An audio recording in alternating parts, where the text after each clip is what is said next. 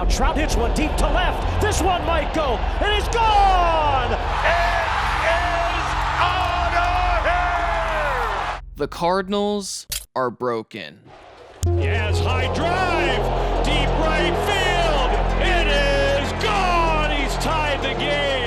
After this game-tying home run on June 14th, the Cardinals went on to lose their 5th game in a row. With their loss against the Mets a couple days later, they were 27-43 after 70 games played. Not only is this team underperforming their preseason projections, they're a historic anomaly. Through the first 70 games of every season since 1901, the Cardinals have had a winning percentage of .386 or less only 10 times. In fact, since 2000, 72 teams have had a .386 or less winning percentage at the 70-game mark, and none of them made the playoffs. Still, this team isn't giving up quite yet, as President of Baseball Operations John Mozeliak says the next 4 to 6 weeks will dictate their plans at the trade deadline.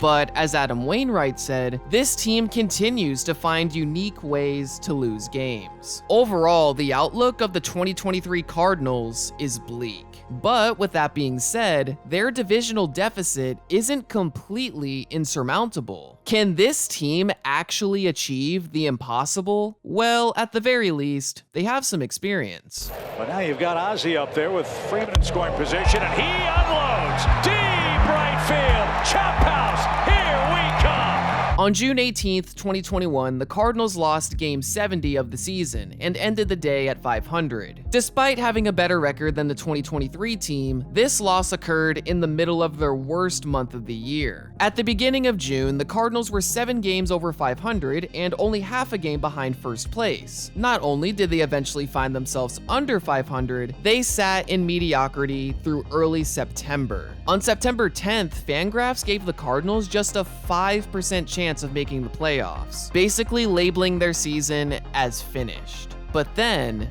the impossible occurred. Arenado hits it out to deep left. How about number 30? You bet! With the drive, out to left, and it's gone! There's Bader, has it!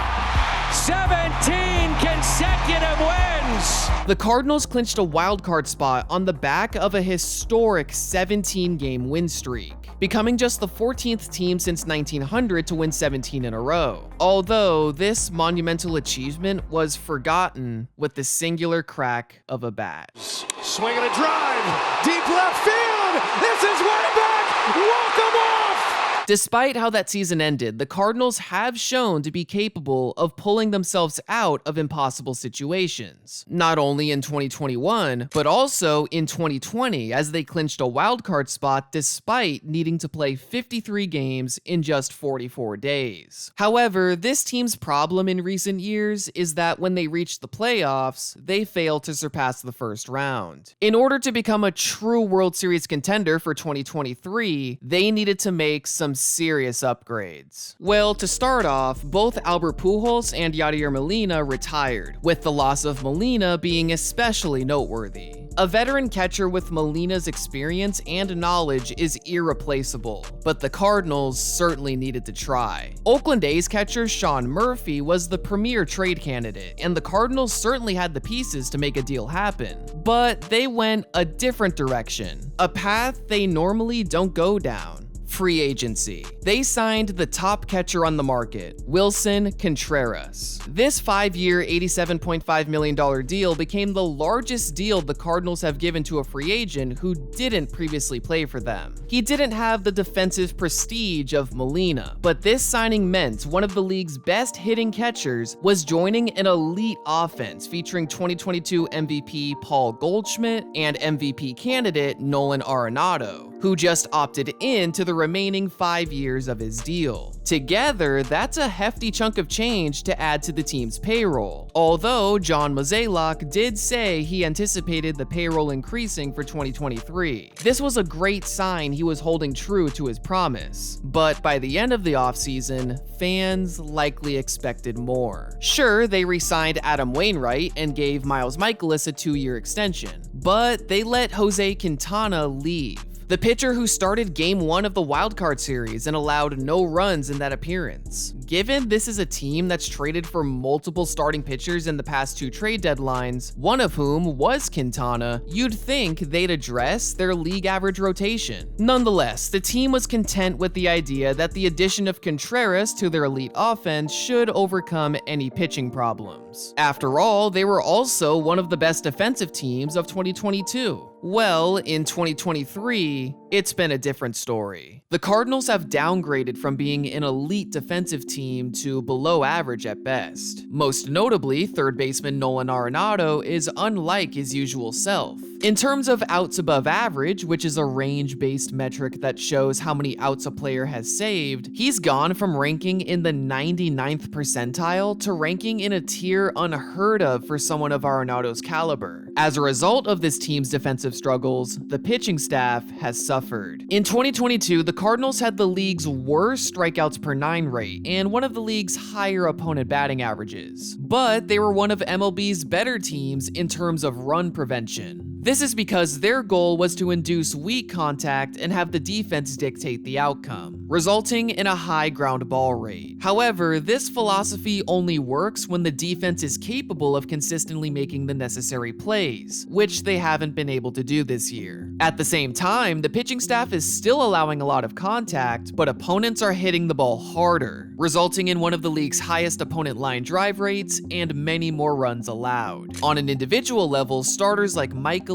Flaherty, Wainwright, and Matz haven't been performing to their usual standard. And while the bullpen hasn't been great either, there's a clear difference between the two groups. The bullpen has one of the league's highest strikeout rates, while the rotation has one of the lowest, and the results can be seen in the ERA. Although the bullpen can't be absolved of their blown saves, a total that's among the league's highest and factors into the Cardinals' abysmal record in one-run games. Ultimately, this pitching staff is flawed, and at the same time, the offense has transformed from an elite all-around unit to a solid but inconsistent group. On an individual level, no one who was a Cardinal in 2022 has gone from all-star level to absolutely terrible, but most of these guys have regressed from last season. Although, we've seen what this offense can do at their peak, and I'm not talking about last season, I'm talking about just a month ago.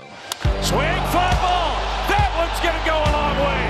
A 4-homer inning. The Cardinals went into their game on May 7th with their worst winning percentage in the first 34 games of a season in over 100 years. Not only did they go on to score 12 runs in this game, between May 7th and May 27th, they were one of the best offenses in baseball, going from 10-24 to 24-30. However, following this streak, they showcased their inconsistent nature by winning only 3 of their next 16 games. Still, this offense is due for some positive regression.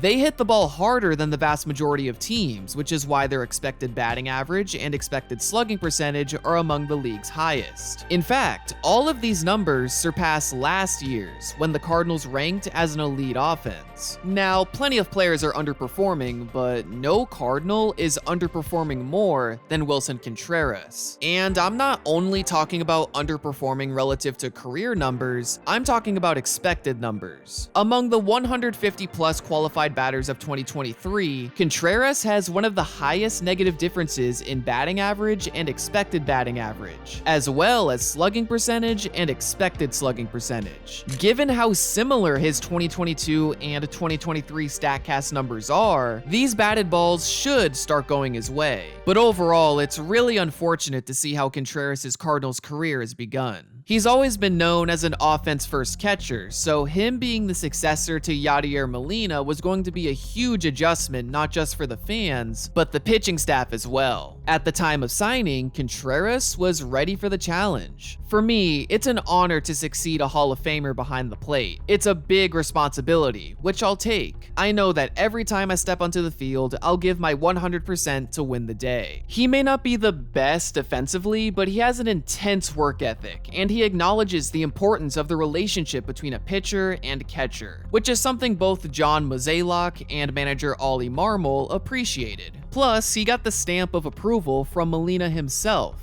So, why make the decision to remove Contreras from the catcher position just 1 month into the season? Especially when during the recruiting process, Mozeliak wanted to make sure Contreras was committed to primarily being a catcher. Well, apart from the fact the team was at a historic low point, Marmol said there are certain things and ways we operate that Wilson is still taking to and learning. Both Marmol and Mozeliak reiterated that the team's struggles are not solely on Contreras, but Mozeliak did say how the organization hasn't had to spend a lot of energy thinking about the nuances of the catching position due to Yadier Molina manning the position for so long, which indicates to me they underestimated the impact of his departure. Contreras is a great player, but losing Yadi, kind of like what the Giants lost Buster Posey.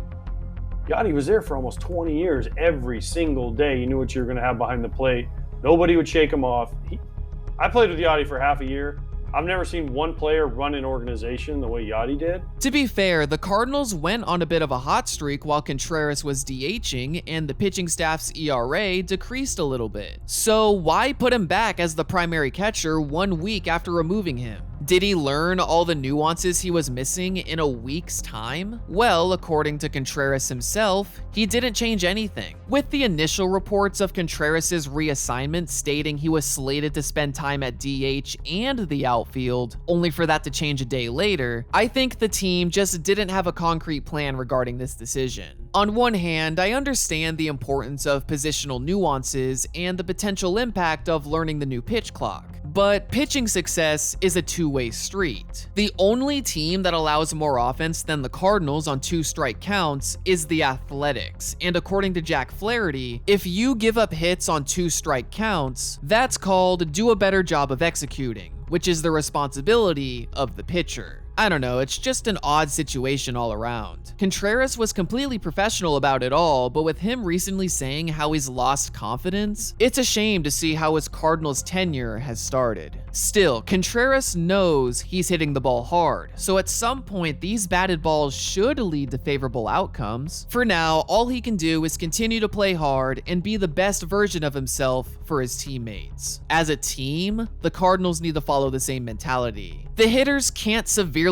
underperform their expected stats forever. In fact, if we viewed the National League Central purely through expected record, which is based on how many runs a team scores and allows per game, the Cardinals would only be a few games behind the divisional leaders, which highlights just how poor this division is. Even the deficit they currently find themselves in isn't completely insurmountable, especially with more than half a season left to go. However, like Mozeliak said, the next month of games will determine the future of this season, and perhaps the long-term future as well. At this point, it's about stringing together enough wins to become buyers at the deadline. Recent victories against the Mets and Nationals is a nice start, but they need to maintain this for any chance at making the playoffs. It may seem impossible to pull off, but they've done the impossible before, so why not again? I hope you guys enjoyed the video. Leave a like if you did, and subscribe for more content just like this. Thanks for watching.